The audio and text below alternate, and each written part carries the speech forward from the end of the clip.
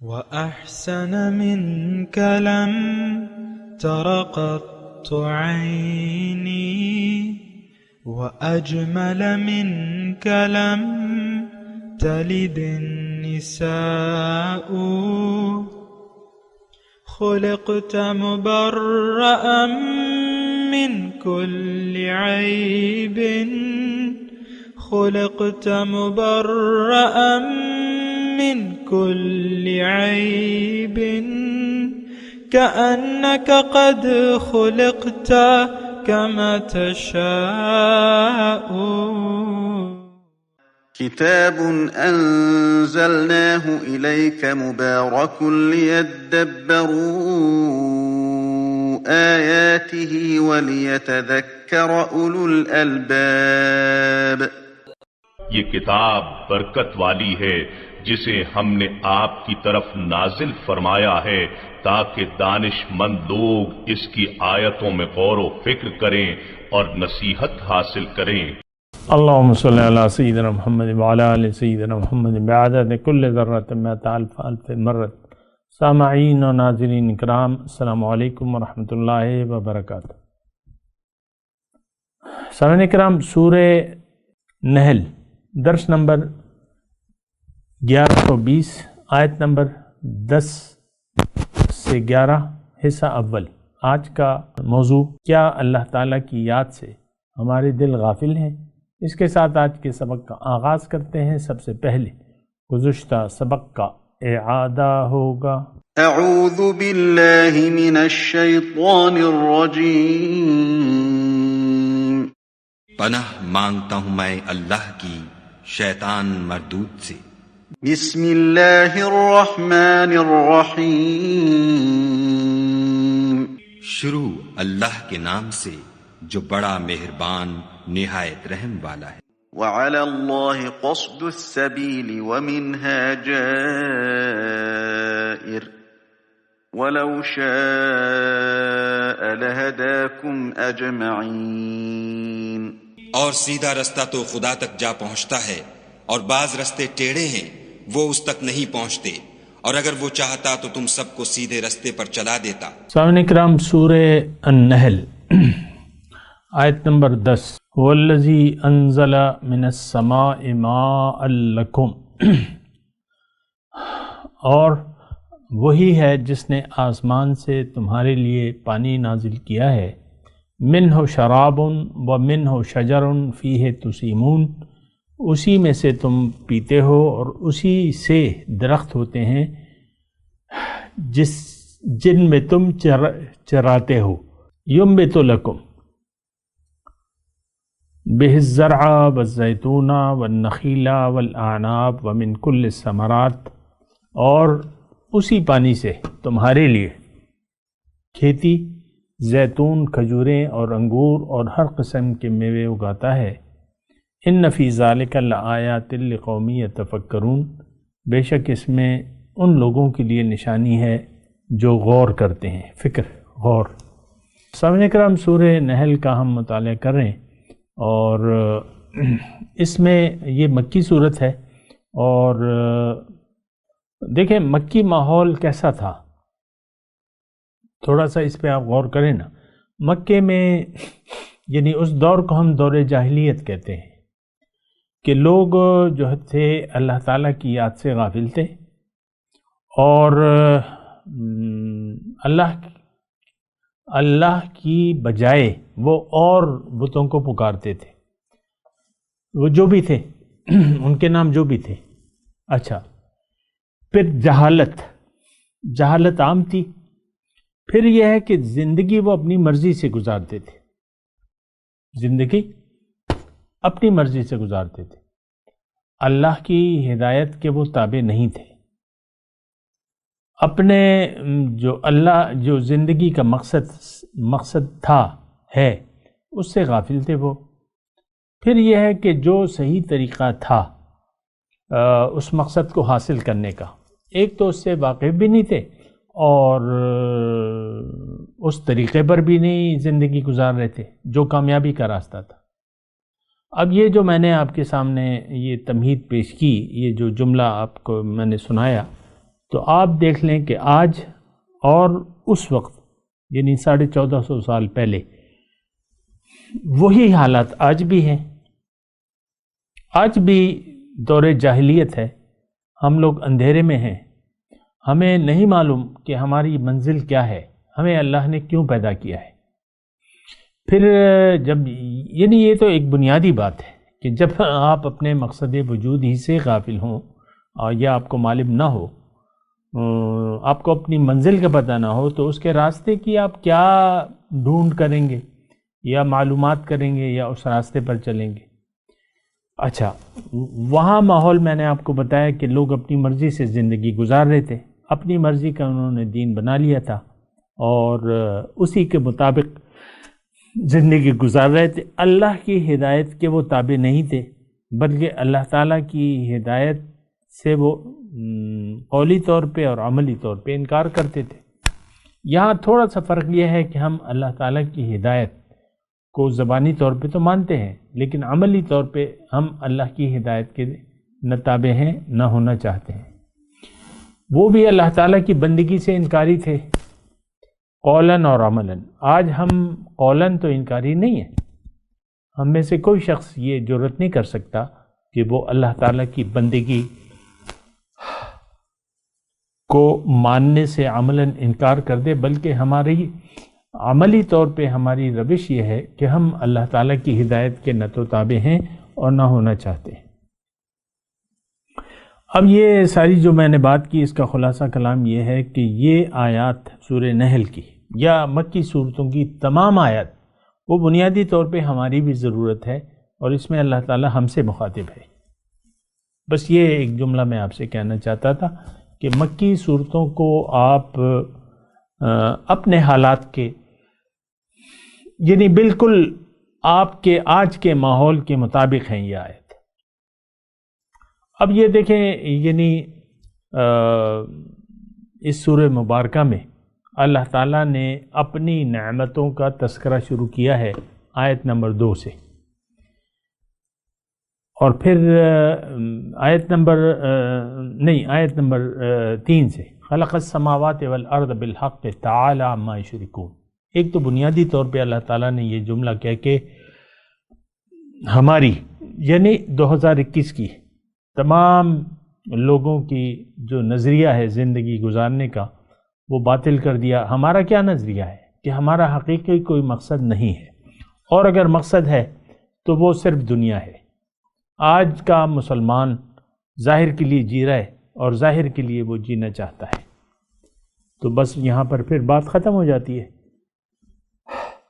تو خلق السماوات والارض بالحق، اللہ تعالیٰ نے اس آیت میں فرمایا ہے آیت نمبر 3 میں کہ میں نے یہ زمین اور آسمان بامقصد بنائے ہیں. اس کی میں نے وہیں تشریح کی تھی، تو آپ اس کو سن لیں تو اگر سننا چاہتے ہیں.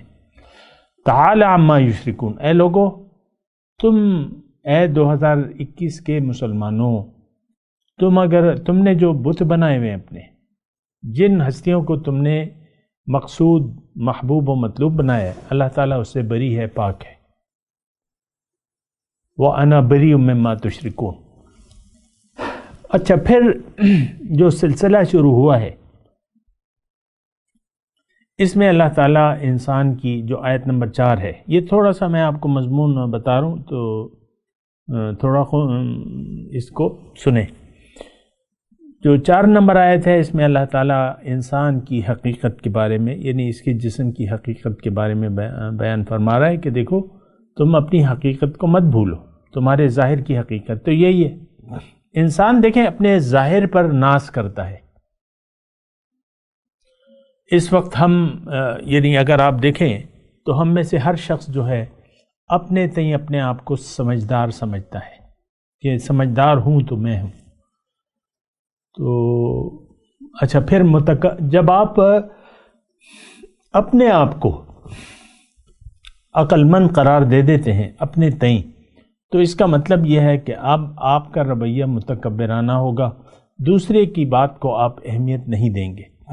آج دیکھ لیں کہ ہم ہدایت الہی کے نہ تو تابع ہیں اور نہ ہونا چاہتے ہیں، تو یہ تکبر نہیں تو اور کیا ہے؟ یہ قرآن تو اس لیے آیا ہے کہ ہم اس کی ہدایت کے مطابق زندگی گزاریں، اور اللہ تعالیٰ نے ہماری کامیابی تو اسی میں رکھی ہے، فمن تبع ہدایہ فلا خوف علیہم ولا ہم یحزنون۔ لیکن ہم تو ایک متکبرانہ رویہ ہے، یہ میں آپ کو یعنی زور دے کے بات کر رہا ہوں، ہمارا جو رویہ ہے وہ متکبرانہ ہے۔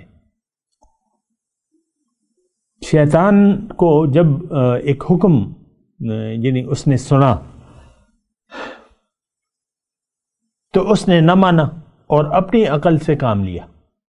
آج ہم اپنی عقل کو فوقیت دے رہے ہیں ہدایت الہی پر، قرآن پر، رسول اکرم صلی اللہ علیہ وسلم کے جو اسوہ حسنہ ہے اس پر ہم اپنی عقل کو ترجیح دے رہے ہیں۔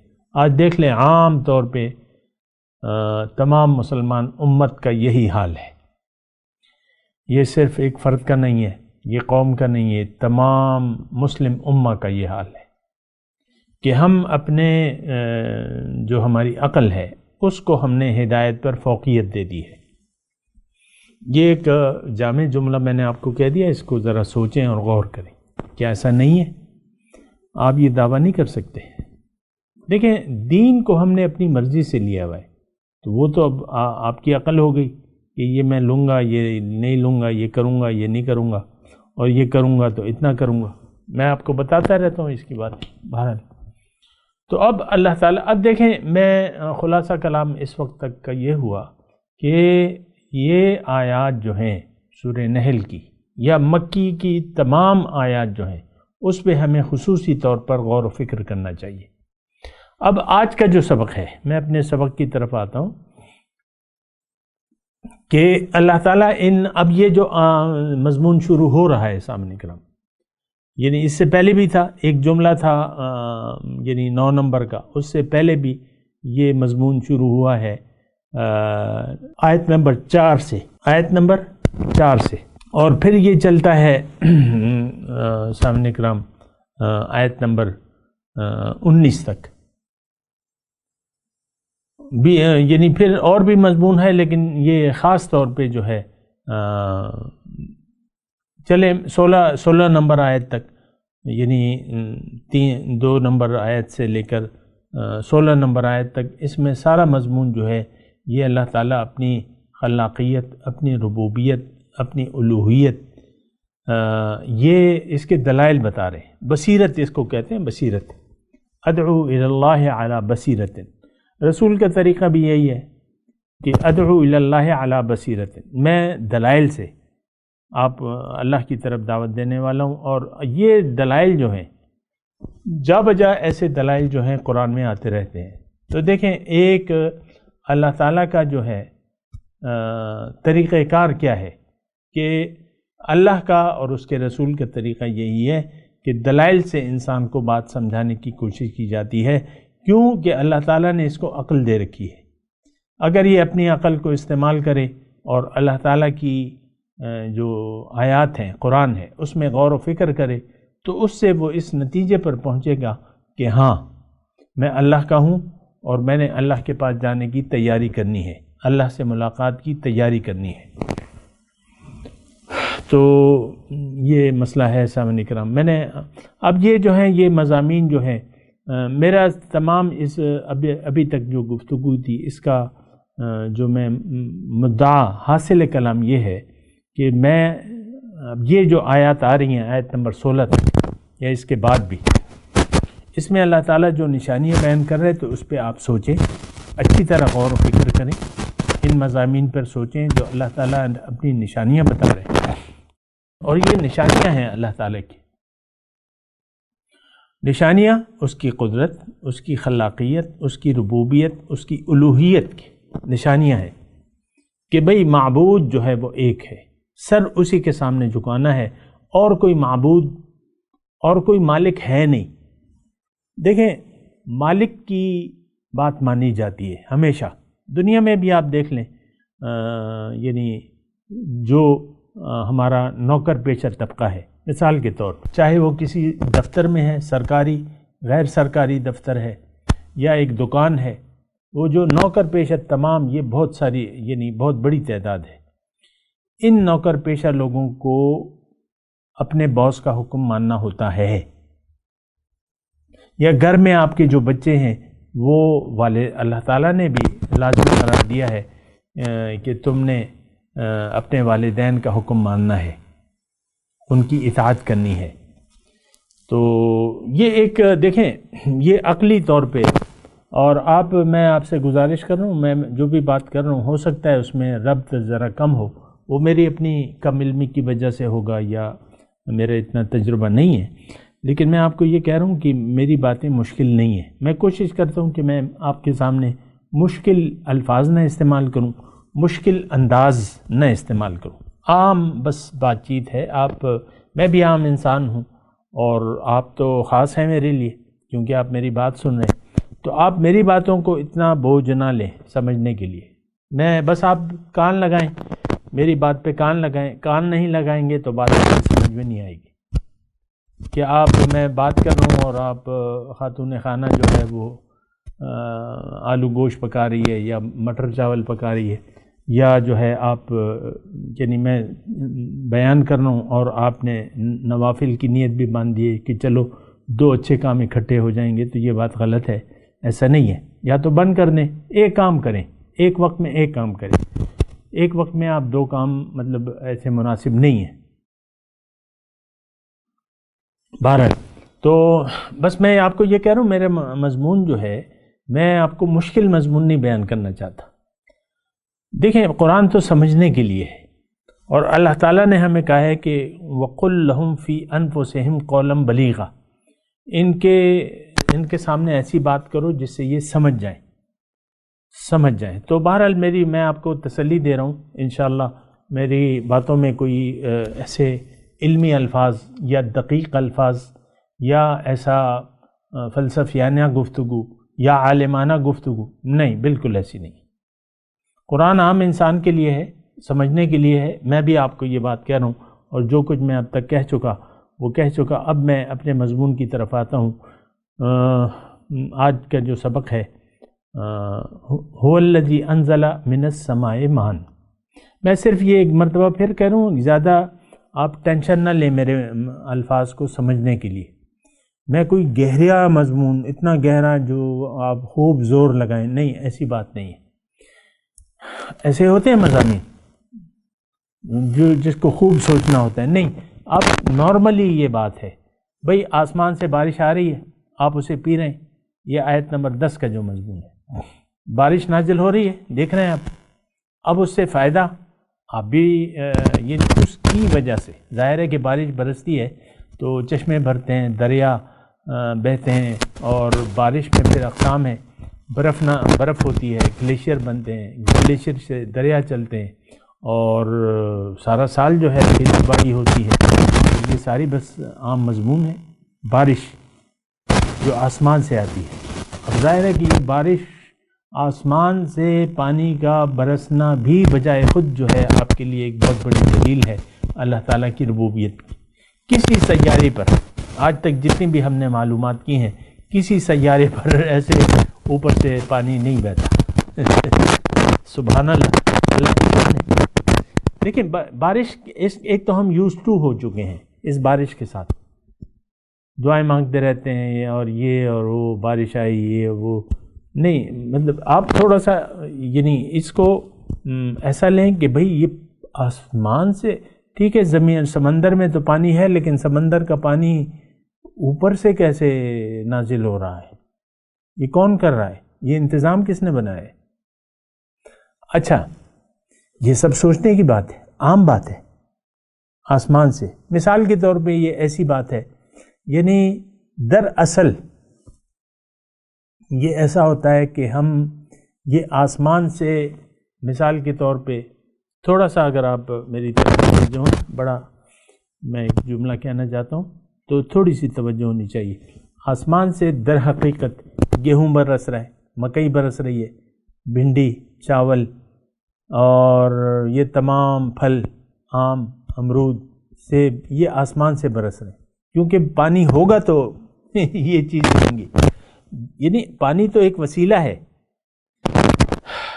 کھیتی باڑی کا اور یہ جو بھی ہوتا ہے، جو بھی چیزیں زمین اگاتی ہے، پانی اس کا وسیلہ ہے. ایسا نہیں ہو سکتا کہ پانی نہ برسے اور کھیتی اگ جائے. نہیں، پانی ہوگا چاہے جیسے بھی ہو. اب یہ اوپر سے جو پانی آتا ہے، یہ نیچے سے جو پانی نکلتا ہے، اصل میں تو اوپر سے جو آتا ہے وہ کچھ زمین جذب کر لیتی ہے، تو آپ بورنگ کر کے وہ پانی نکال لیتے ہیں.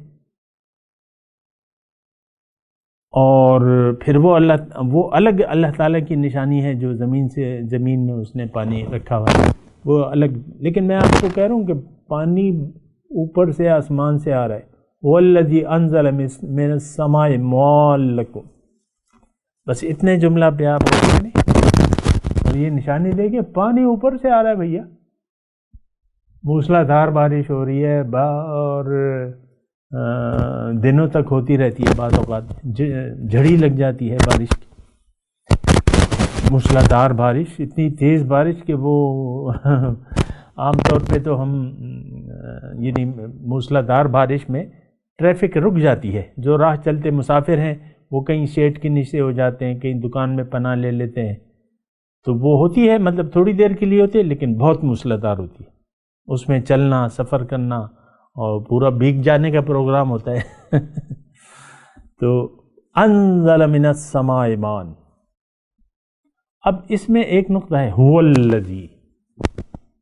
یہ اچھا، اب اس میں تھوڑا سا مضمون کیا ہے؟ مضمون یہ ہے هو الذی کا ہے سارا مضمون. اللہ وہ ذات ہے، تمہارا معبود وہ ذات ہے.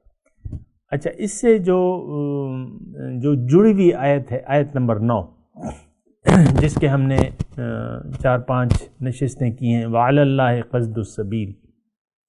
سیدھا راستے پر تم نے چلنا ہے انسان، اور سیدھے راستے پر چلو گے تو تم سیدھے میرے پاس آ جاؤ گے، اور سیدھا راستہ بتانا جو ہے میری ذمہ داری ہے. اور یہ اے انسان، اے آج کے مسلمان 2021 کے، تم نے کیوں مجھ سے منہ موڑا ہوا ہے؟ میری نعمتیں تو تم پہ برس رہی ہیں.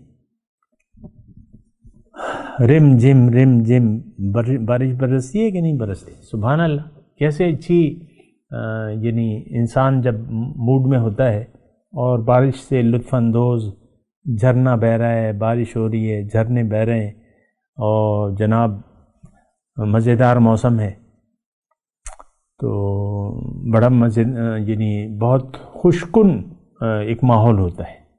انسان اگر مطلب وہ اپنے گھر میں ہو اور تو بڑی اچھی وہ ایک نظارہ ہوتا ہے. بہرحال تو اچھا، اس میں مسئلہ کیا ہے سارا؟ تھوڑا سا میں اس پہ بات کروں گا اللہ تعالیٰ کی توفیق سے. اس میں جو مضمون آنا ہے، اگر پھر آپ یہ تمام آیت نمبر 16 کے بعد افمن یخلق کمن لا یخلق، بھئی جو پیدا کرتا ہے کیا ہو سکتا ہے اس طرح، یعنی اس کی طرح جس نے کچھ پیدا ہی نہیں کیا ہے؟ کیا تم سوچتے نہیں ہو؟ وَإِن تَعُدُّوا نِعْمَةَ اللَّهِ لَا تُحْصُوهَا. اور اگر اللہ تعالیٰ کی نعمتوں کو گننا چاہو تو تم اسے گن نہ سکو گے. اور پھر اللہ تعالیٰ نے آیت نمبر 20 میں فرمایا وَالَّذِينَ يَدْعُونَ مِن دُونِ اللَّهِ لَا يَخْلُقُونَ شَيْئًا وَهُمْ يُخْلَقُونَ. تم پکار کس کو رہے ہو آج کے مسلمانوں؟ تم کس کو پکار رہے ہو؟ انہوں نے تو کچھ بھی پیدا نہیں کیا، بلکہ وہ خود پیدا شدہ ہیں. اب سونے چاندی کے سامنے تو ہم جھکے ہوئے ہیں سارے لوگ. ہائے دنیا، ہائے پیسہ، بس اسی پیسے کو سمیٹنے میں الہاکم التکاثر حتی زرتم، اسی میں پھر موت آ جاتی ہے. تو اللہ تعالیٰ فرما رہا ہے کہ نہیں، یہ تو مخلوقات ہیں، یہ تو میری پیدا کردہ ہے. سونا چاندی کس نے بنائے؟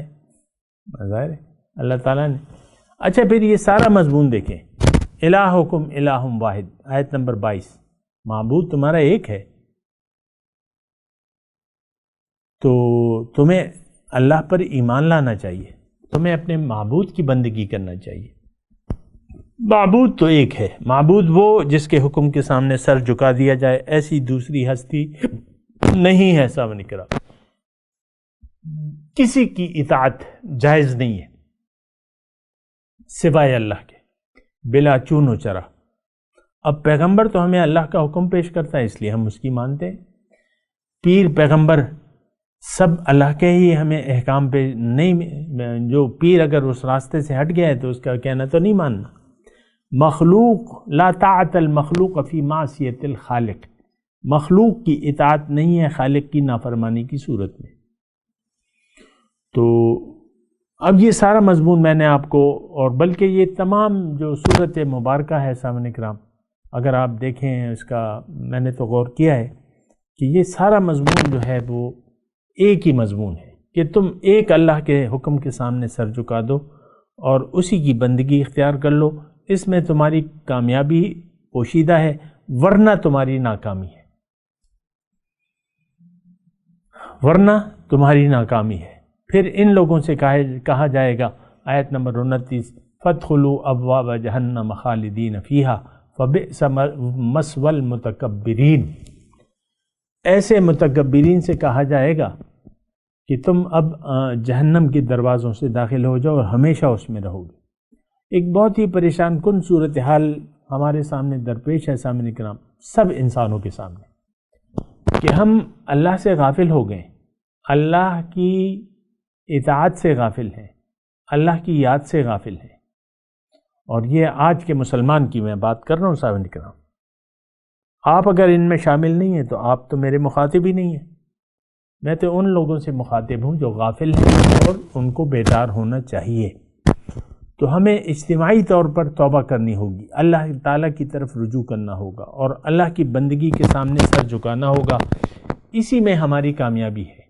اور یہ اس وقت تک ممکن نہیں ہے جب تک آپ اپنے آپ کو نہ پہچانیں، اپنی منزل کو نہ پہچانیں، یعنی آپ کو اللہ تعالیٰ نے جس کام کے لیے بنایا ہے اس کو اگر آپ نے نہیں پہچانا، اپنی حقیقت کو نہ جانا، تو پھر آپ کا حالت، آپ کی حال جو ہے وہ بہت برا ہوگا۔